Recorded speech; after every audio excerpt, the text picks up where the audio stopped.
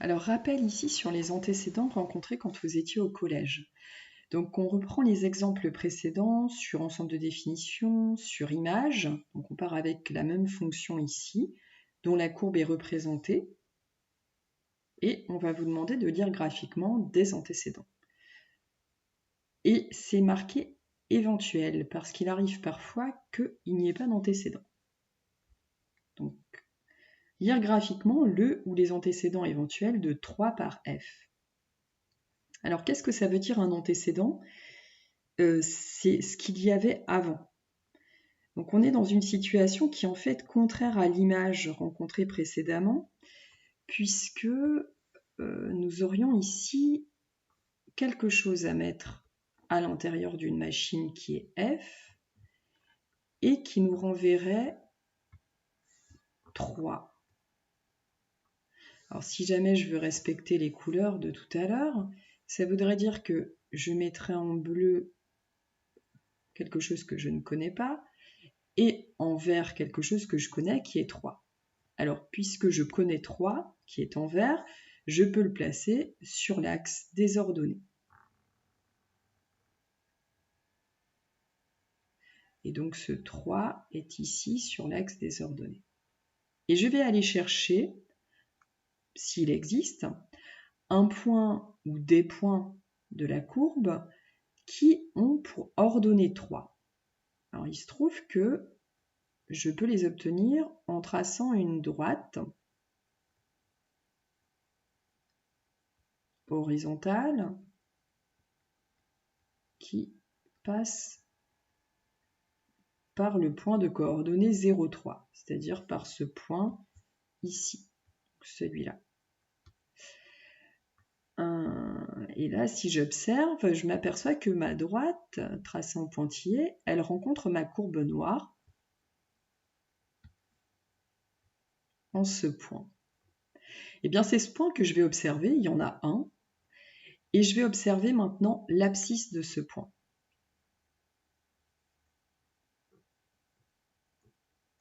L'abscisse de ce point que je vais repasser en bleu, moins 5. Eh bien, cette abscisse, moins 5, c'est l'antécédent, il n'y en a qu'un seul, l'antécédent de 3. Donc, je vais pouvoir écrire l'antécédent de 3 par f est moins 5. Ça, c'est pour la première question. Maintenant, je vais réitérer le procédé pour les différents nombres que l'on va me proposer. Donc, on me demande ensuite de lire graphiquement le ou les antécédents éventuels de 3,5 par f. Donc, cette fois-ci, c'est plus 3, c'est 3,5.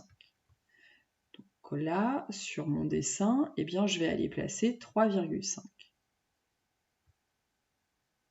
Ce 3,5, ça veut dire que je ne connais pas ce que je vais mettre dans la machine, mais je sais que comme valeur d'arrivée, j'obtiens 3,5.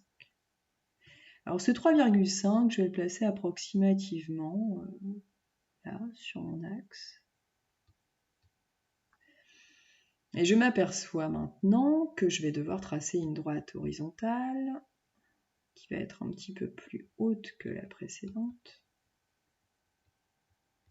Et je vais chercher les éventuels points d'intersection avec la courbe noire. Et je m'aperçois qu'il n'y en a pas. Pas de point d'intersection, cela veut dire qu'il n'y a pas d'antécédent pour 3,5. Donc ça peut arriver. Donc 3,5 n'a pas d'antécédent. 3,5 n'a pas d'antécédent.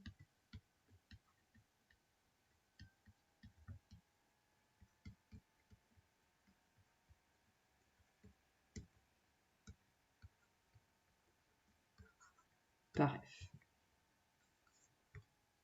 Dernier cas maintenant, on va me demander le ou les antécédents éventuels de moins 1 par f. Donc là, je vais effacer un petit peu ce que j'ai sur mon dessin. et puis recommencer, puisque la méthode n'a pas changé. Donc ici, cette fois-ci, je vais chercher des nombres qui, quand je les injecte dans la machine, me donnent comme valeur d'arrivée moins 1. Alors, ça m'oblige à placer moins 1 sur l'axe des ordonnées. C'est ce nombre-là. Et puis ensuite, à tracer une droite qui va être horizontale et qui va passer par le point que j'ai indiqué, qui a pour coordonnée 0-. Et je vais maintenant observer comment cette droite horizontale coupe ma courbe noire. Alors je vois qu'elle coupe ma courbe noire ici, mais également ici, et puis aussi ici. Donc je vais non pas avoir un antécédent, ou pas d'antécédent, je vais avoir 3 antécédents. 3 antécédents que je vais dire sur l'axe des abscisses. Une lecture peut-être un peu plus approximative que les précédentes, des valeurs que je vais noter en bleu. Il y en a une qui sera moins 3,5 environ, une autre qui va être celle-ci, moins 2,4 et une autre qui est 2.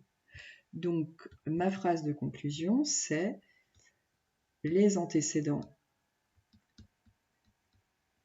de moins 1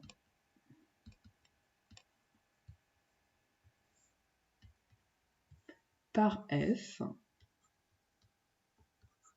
sont moins 3,5, moins 2,4 et 2.